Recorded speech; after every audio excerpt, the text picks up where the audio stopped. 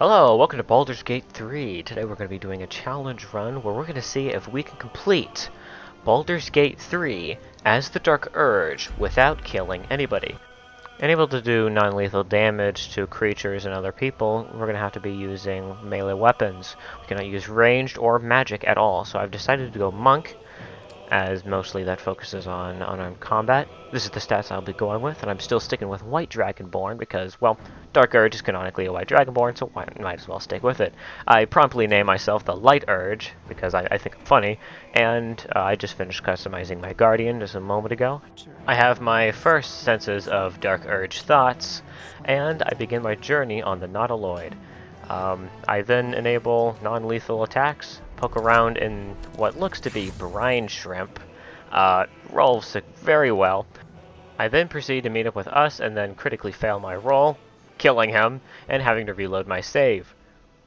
Having to reload our save because we accidentally killed somebody is going to be a very common theme throughout this entire playthrough, so make sure to get used to it. I forgot to record the part where we recruit Lae'zel, but I bet you've seen it enough times already, so we'll just continue on with it. We interact with this weird console using our monk magic bullshit to free Shadowheart. The three of us then jump to help the Mind Flayers fight up against the Cambions and the General. Then we watch as these level 7 Mind Flayers die to a bunch of level 1 imps, which is kind of pathetic, but we make sure that we make a brisk pace over to the command console so we can get the hell out of here. We have Shadowheart cast the command spell to drop the Everburn Blade off the General so that Lae'zel can pick it up. We're going to need all the health that we can get early game as we cannot use magic or ranged weapons, so having a powerful melee weapon this early is certainly going to help us, especially when we're at the Goblin camp. We successfully knock out every creature within our way and leave the Mind Flayer and the Commander alive because we have no way of killing them. And we teleport out of dodge. And we head back to the material plane. So I'm going to use this short segment to talk about strategy. So the general strategy, of course, is to not use any magic casters or ranged weapons. That means that we're probably going to have to respec most of the magic casters that we come across during the playthrough. Spoilers, when we come across Jaheira, Halsin, and later Minsk, we are probably never going to use any of their magic and probably respec them. Or mostly just focus on their wild shape features if we have to keep them as druids. Gale is mostly going to be completely different than usual, as well as we're going to have to make some small changes and able to accommodate our non-magic playthrough. We could still use magic to weaken our foes, but not to finish them. Early on, since enemies have such little health, we cannot rely on this being able to weaken our enemies. Sometimes we will use ranged weapons, but not that much. So thievery and scouting every little bit of the plane will have to do. There are many scripted Dark Urge events that are going to be quite difficult to avoid. It is nearly at every waking moment that a Dark Urge event will appear that will prompt you to want to kill something. And we finish off, or not really finish off, these Intellect Devourers to get our first level up. I then spec into Rogue for a build in the future, and then I keep Shadowheart the same. We then go ahead and meet somebody who is quite devious and very hands-on. He also tells us that the voice inside of our heads is shared and that I'm not going crazy. Besides the Dark Urge voice, that is. Astarion is going to be a very important party member because he is not a magic caster and he doesn't really focus on those features. So we are going to have him in our party for quite a bit of the run. I then contradict myself, and then I immediately make Astarion into a ranger. Trust me, this is going to make sense a lot later. One of the many exclusive Dark Urge events immediately shows its head, or its hand, as once we see Gale struggling inside of the rock, the Dark Urge will force you to rip off his hand, thus essentially killing him, as he has no way of gaining magic items while being stuck inside the rock and will basically die. This also permanently excludes him for the party, which is not ideal, as we're going to need quite a few companions as we possibly can to hopefully stall long rests, as the Dark Urge goes out and kills random things during long rests. So if we can keep ourselves from long resting, that is going to be ideal. So we then reload our save and get back into a comparable timeline to where Gale survives the Dark Urge. We find out that me, Shadowheart, Lae'zel, and Astarion are not the only crazy ones. Gale is as well. We keep Gale as a wizard for now, so we can use most of his support spells to help us out in the early levels. To resolve the bandit conflict peacefully at the chapel, we tell them to leave, so we don't have to kill them or knock them out. And we somehow convince this guy to let us in and attack him immediately, so that we can take his loot so we can adventure further on in the chapel. Don't worry, this is non-lethal. The bandits inside of the chapel decide to attack us, and we prove to them that just because we are pacifists does not mean that we will still resort to violence. We then knock them all out and carry on our way throughout the chapel. Here is a little bit of proof to show that we did knock out every single one of these guys. I then grab the Watcher's Guide from the trap sarcophagus, and then proceed to head further down. We then use our metagame magic to loot all of the skeletons in here so that when they fight us in just a couple seconds, they don't have any weapons. We grab first of many soul coins, as well as allow Shadowheart to investigate the mysterious book, granting us 2 inspiration points, one from Shadowheart and one from Gale. I then run into first of many problems and moral dilemmas that we're going to have to struggle with throughout the run, as killing undead kills them. You cannot knock them out using non-lethal damage, and there is quite the bit of undead enemies, especially in Act 2. So, what do we do from this point on? Well, I'm not quite sure. I decided that if an enemy cannot be knocked out and dies immediately, I will just have to try to avoid them the best I can. I mainly go inside of the chapel to recruit Withers into our party, but he joins later on anyway, even if you don't enter this area at all. The only thing that we are missing is the amulet that allows us to speak with undead, but that won't really matter too much, as there's only a couple instances where this is useful, and mostly just for story beats, not really required to beat the game. Other instances in the future where you will have to be forced to kill something, we're going to talk about that later when the time approaches. For now, we can just avoid fighting these undead. We find Lae'zel trapped by a bunch of tieflings, which then we set are free, which, hilariously, Shadowheart disapproves of. We then chat with our companions, which suspiciously they say that there's only one voice inside of their head, but I can count 2. Gale doesn't seem to mind, and then we level up Lae'zel to level 2 fighter. We then run into one of the major dilemmas of being a pacifist, which is having to watch your allies possibly kill other creatures around you, as it is going to be almost impossible to try to prevent these druids and the tieflings from killing the goblins once they raid, especially when Will comes on screen where he, well, kills 2 goblins right here. I don't know whether to include this as kills or not, since this happens in a cutscene. So, to keep the spirit of the run to see how much of the game that you can complete as a pacifist, we're going to have to kind of ignore this for now since we didn't have a choice. We try our best to deal the finishing blow with most of the goblins so that our allies can kill them, but a couple of them still fall, sadly. We converse with Will to try to convince him to become a pacifist, which he accepts, and then the brain tumor starts to act up again. I don't know why, but I leveled up Gil to a level 2 warlock. I intend to change this later.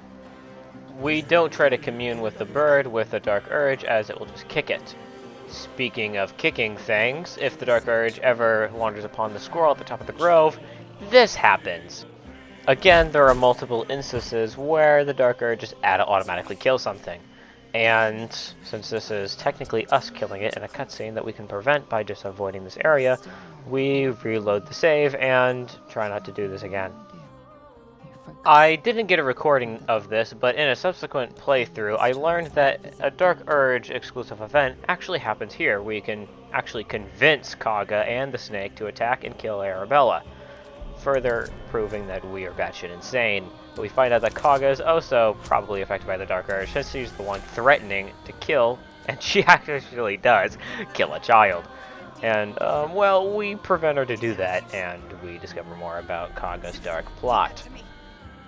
We talk to Nettie, and she gives us a little bit of insight on where we can find a druid named Halsin. We make sure to steal the Mind Flayer parasite specimen to add it to our collection, and we try our best not to talk with Nettie's injured bird, as I don't think I got a recording of it here, but you can actually rip its wings off, effectively killing it. So instead, we talk with some rats and head on our way.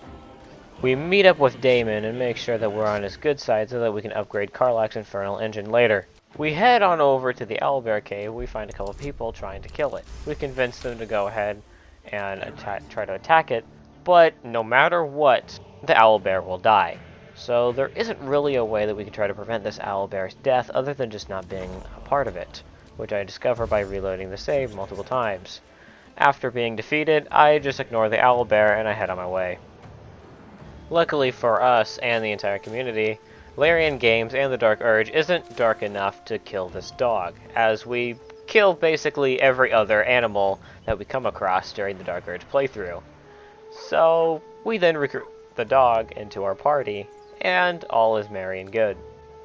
We find everybody's favorite companion just chilling on the side of the road. She tells us about some paladins of Tyr, as well as she alerts us that she also has a tadpole inside of her brain, convince Will to be friends with her, and we improve her a level 3 barbarian. The paladins of Tyr actually do give us a little bit of trouble, and we had to reload our save multiple times, because we gotta get creamed by them. They're a lot stronger compared to early game enemies that we normally fight, so it does take us a couple tries, but we do eventually get it. First try for sure. Karlach then rages, breaking everything and setting things on fire. While they're knocked down, if they are touched by this fire, they will die.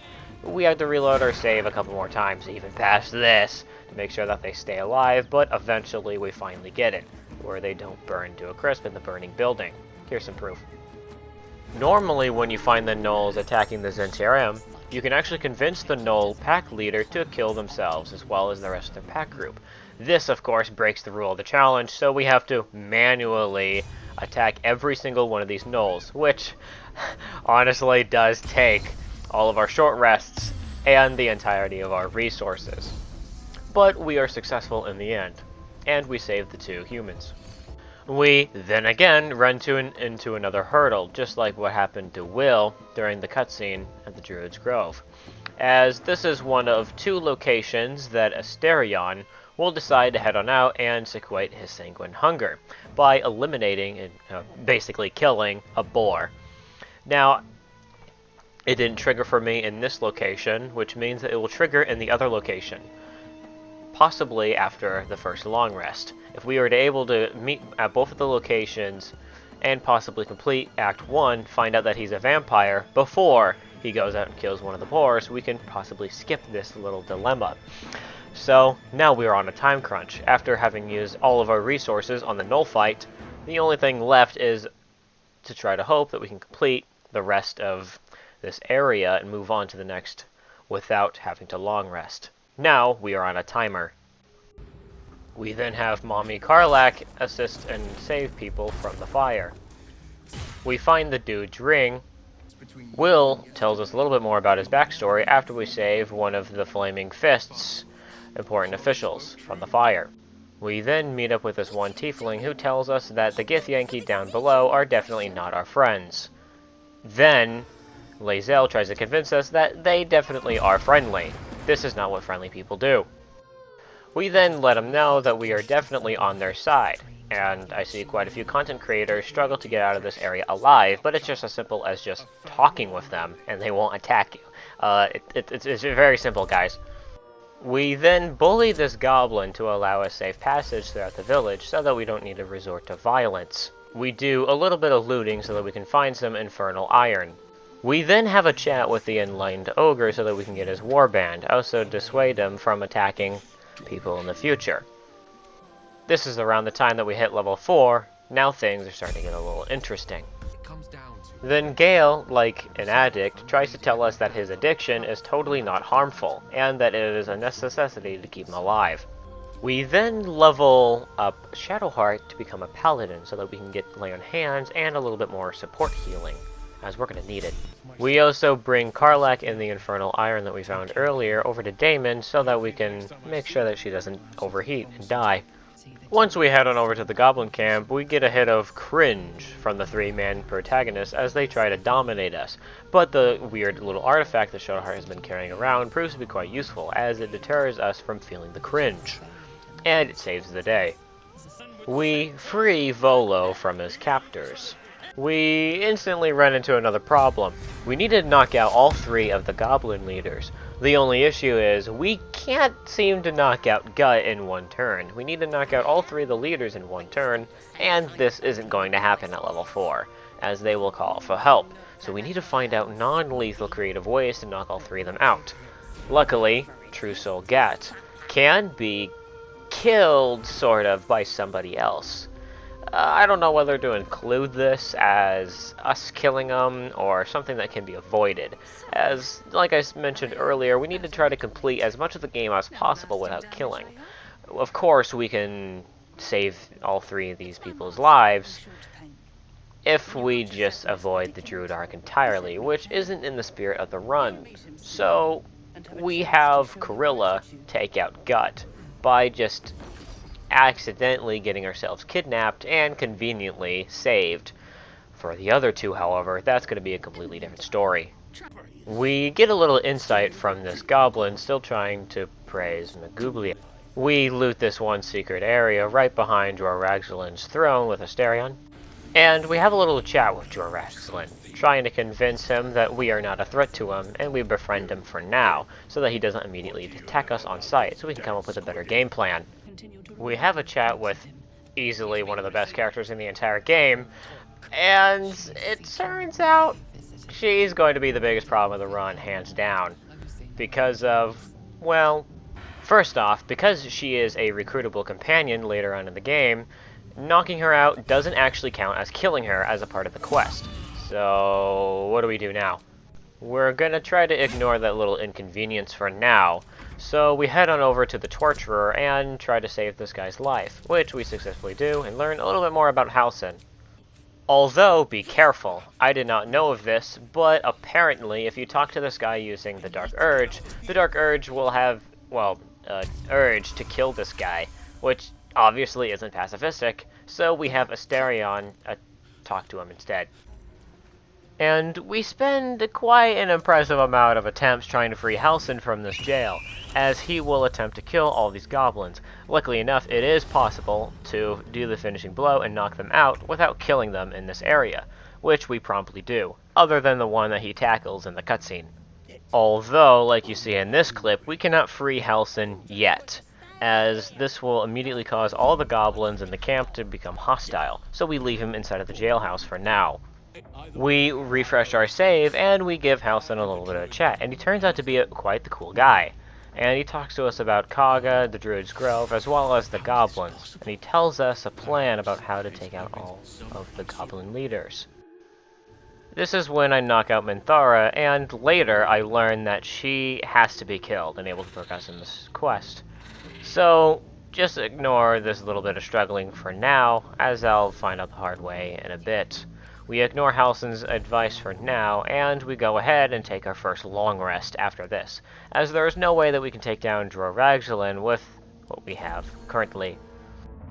Lae'zel then attempts to try to invalidate the run by killing us. We talk with the Dream Companion, and it turns out that they're actually the ones who saved us. The only problem is the Dark Urge, well, tries to rip off its hand, but it is invulnerable to our attacks for now. We then try the Joragzalin fight, but it turns out that just like Minthara, Joragzalin being knocked out doesn't actually count towards the quest completion. So, like about 2 hours of trying this fight non-lethally down the drain. Also, I cannot show it inside of this clip, but apparently, if you knock out Minthara, take all of her gear, even with nudity turned off, she still shows up nude. So I can't show me combating Minthara for the rest of the run, because if you were to go back and try to attack her, she's still nude. Yeah, I can't show any clips of that on YouTube. That's a bug. Sorry. We have a small chat with Raphael, and he gives us quite the handsome deal. Defeated and trying to come up with a solution to how to take down all three of the goblin leaders, we go back and talk with Aunt Ethel, so that we can get a little bit of preemptive strike on her once we fight her later. Once we meet her on the road, we get a small little hint that she may be letting off a little bit more than she seems. We find the legendary addled frog. We head on over to the hag's hut to talk with Marina and tell her that the outside world is a lot more dangerous than she thinks. We then confront Aunt Ethel to then fight her later. And I discovered during this fight that if you actually loot their bodies and take off their masks, the mask people inside of Aunt Ethel's base underground, it will actually instantly kill them. So don't take off their masks. And then we have to traverse arguably through the worst part of the game, which is these gas traps, which cause me to fume and rage every single time I go through this area. After a very long and arduous fight against Aunt Ethel, once she is brought to low enough health, she will then surrender and sacrifice her boon to us, which is a +1 improvement to any score of our choosing, which we then equip on ourselves. We then free Marina from her cage. We then revive Marina's husband and send her on our way to Baldur's Gate. Gale then tells us the legendary tale of Karthus' folly and talks a little bit more about the weird orb inside of his chest. But during recording, I came across this really funny glitch that basically caused the game to freeze. You can't do anything, you can't interact with any menus, and I had to stop playing the run for about 5 days until this was patched. I then sell a bunch of goods and organize and talk with my party members a little bit so I can get a little closer to them. We come across this very funny vampire hunter who tells us about Asterion, which we then tell him to warn about. We then head on to the backyard to where we try to find Kaga's extortion papers to try to blackmail her. Although this fight with the Woads and the Mephits proved to be extremely difficult, and I believe caused us to long rest right after this fight, as Aunt Ethel and these bastards ran out my resources very quickly. We expose the Shadow Druids over to Kaga, and she realizes her mistakes, causing us to fight the Shadow Druids, who were the polymorphed rats that we talked to earlier. However, these guys cause a little bit of trouble, as Kaga and the other druids inside of this Druid's Grove were very bloodthirsty. It took us quite a few attempts to knock out each of these Shadow Druids without them being finished off by a kill, but we got it eventually. We then free this stupid child from these sirens. We then go to war with the Monarch Spider boss. I forgot to free the Snorstovlin from the windmill, which we come back and save him. Shadowheart is quickly proving to be the most valuable asset of the team. And we then run into the biggest nightmare that we all saw coming, Alfira. There's only one problem with playing as the Dark Urge, that there are some times where you're forced to kill something. So, after long resting, you have a chance, or guaranteed chance, to meet Alfira eventually. Now, if you've played as the Dark Urge before, you actually kill her once you start beginning your long rest.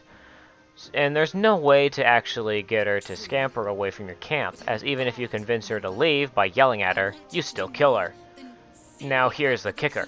Even if you were to knock her out, or kill her, outside of this cutscene, a Dragonborn Bard will replace her instead, which you will then kill. So either way, you are forced to kill a Bard in this cutscene. So, we cannot long rest, as we will have to kill Alfira. So, well, shit, what do? We refer back to an older save, and we try again. There's not really a clear-cut way to try to avoid this cutscene from happening, as I had many attempts where I would try to avoid killing Alfira, but nothing really succeeded. So, what do we do now? Skip over to Act 2. That could be a solution. However, even if we were to head into the Underdark, Alfira still finds us. If we go over to Act 2, the Dragonborn Bard still finds us.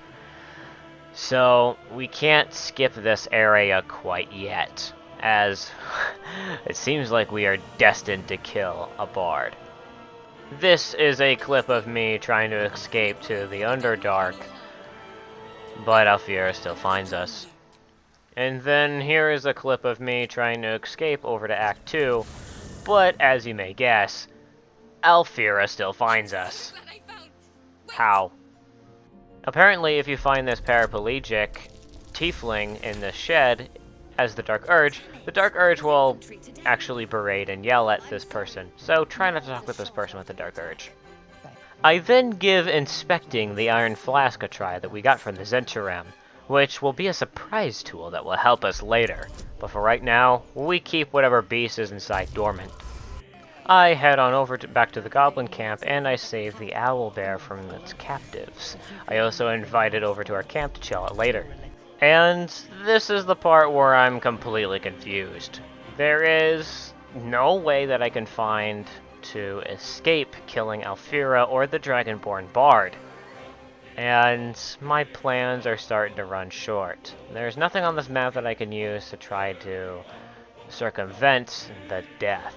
But I have an idea.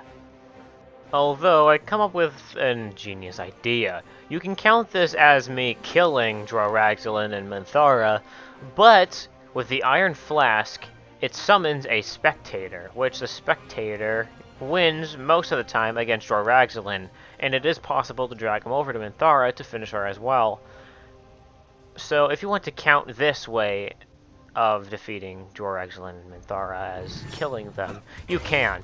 But in able to keep the run going, we're just going to have to say that we accidentally unleashed the spectator on those two to finish them off, to continue playing. So after the spectator kills both Minthara and Droraxolin, we take their Mind Flayer tadpoles and we scamper out of there. I can't show Minthara because of the nudity glitch I mentioned earlier.